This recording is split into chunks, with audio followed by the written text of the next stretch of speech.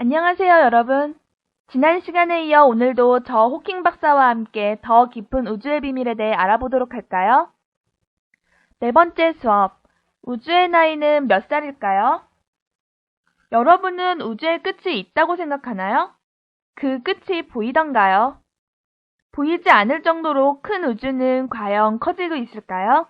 이번 시간에는 우주의 팽창과 나이에 대해 알아보도록 합시다. 여러분이 보는 오늘 하늘과 어제 하늘은 어떤 차이가 있었어요? 사실 하늘은 우리 눈에는 늘 똑같아 보이지요. 그럼 우리 눈에 보이는 것처럼 우주도 늘 같은 모습으로 정지해 있을까요? 아니면 점점 커질까요? 커진다면 얼마나 계속 커질까요? 나중엔 줄어들기도 할까요? 이런 물음들에 대해 하나하나 차근차근 알아보도록 합시다. 별 스티커 2개가 붙어있는 풍선이 있네요. 풍선을 우주라고 생각해봐요. 그리고 별 스티커 하나는 지구, 다른 별 스티커는 다른 은하의 어떤 별이라고 생각해봅시다. 만일 우주가 커지지 않고 그대로라면 어떨까요? 두 천체 사이의 거리는 처음 그대로겠죠. 그런데 만일 우주가 점점 커진다면 어떤 일이 생기죠? 두 별 스티커 사이의 거리가 점점 멀어지죠. 이렇듯 우주가 커진다면 지구와 다른 은하의 별 사이의 거리는 점점 멀어질 거예요. 이러한 사실을 관찰한 과학자가 있었는데 바로 허블이에요. 허블은 우리 은하가 아닌 다른 은하인 안드로메다 은하를 처음 발견한 사람이에요. 어느 날 허블은 천문대에서 안드로메다 은하를 관측하다 안드로메다 은하에 있는 어떤 별이 깜빡이며 밝아졌다 어두워졌다 하는 것을 발견했어요. 이렇게 밝기가 변하는 별을 변광성이라고 해요. 그리고 특히 변광성 중에서도 일정한 주기로 변하는 것을 세페이드 변광성이라고 하지요. 허블은 이 변광성을 통해서 안드로메다 은하까지의 거리와 안드로메다 은하가 점점 멀어지고 있다는 사실을 알게 되었어요. 어떻게 알게 된 것일까요? 바로 도플러 효과로 알게 된 것인데요. 모든 파동은 관측자로부터 멀어지면 파장이 길어지고 관측자에게 가까워지면 파장이 짧아진답니다. 소리를 생각해 볼까요? 달리는 오토바이가 점점 가까이 다가오면 어떤가요? 오토바이 소리가 높게 들리죠? 반대로 달리는 오토바이가 점점 멀어지면 소리가 어때요? 낮은 소리가 들리죠? 그 이유는 멀어지면 파장이 길어지고 가까워지면 파장이 짧아지는 도플러 효과 때문입니다. 빛도 파동이기 때문에 도플러 효과가 성립해요. 빛을 내는 물체를 광원이라고 하는데요. 광원이 관측자로부터 멀어지면 파장이 긴 빨간 빛이, 관측자로부터 가까워지면 파장이 짧은 파란 빛이 관측되는 것이에요. 그래서 허블은 안드로메다 은하에서 오는 별빛이 점점 빨간 빛에 가까워지는 것을 보고 안드로메다 은하가 우리로부터 멀어지고 있다는 사실을 알 수 있게 된 것이죠. 그리고 허블은 이에 멈추지 않고 빨간 빛을 내는 은하의 별빛 관찰을 통해 안드로메다 은하가 우리 은하로부터 멀어지는 속도를 측정했어요.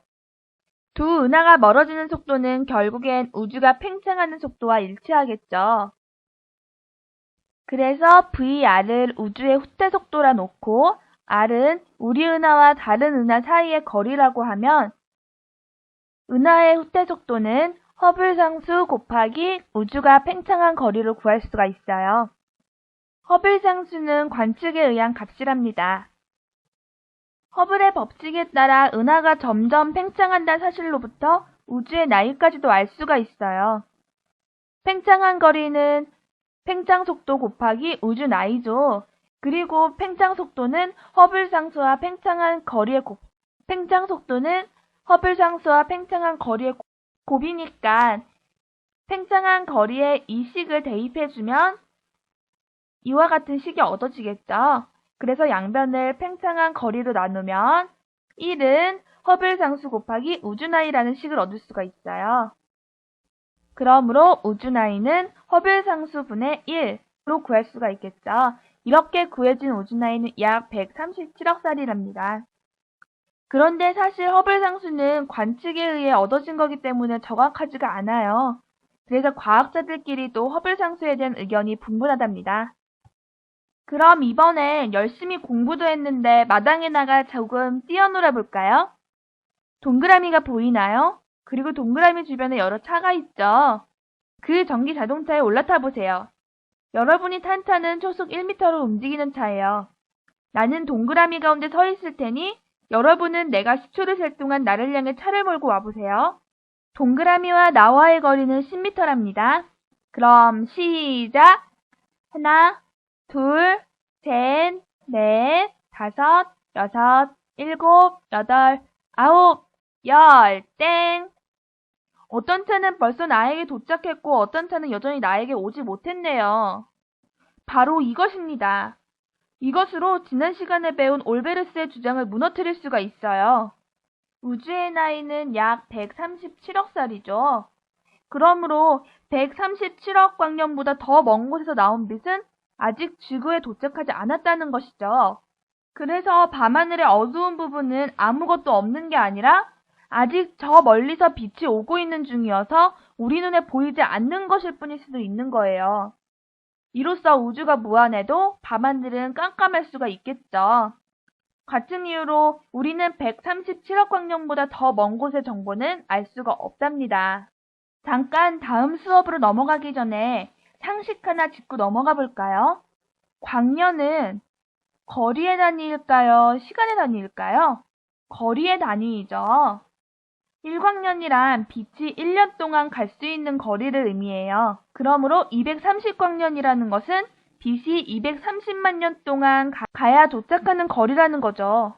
광년은 정말 큰 거리의 단위죠.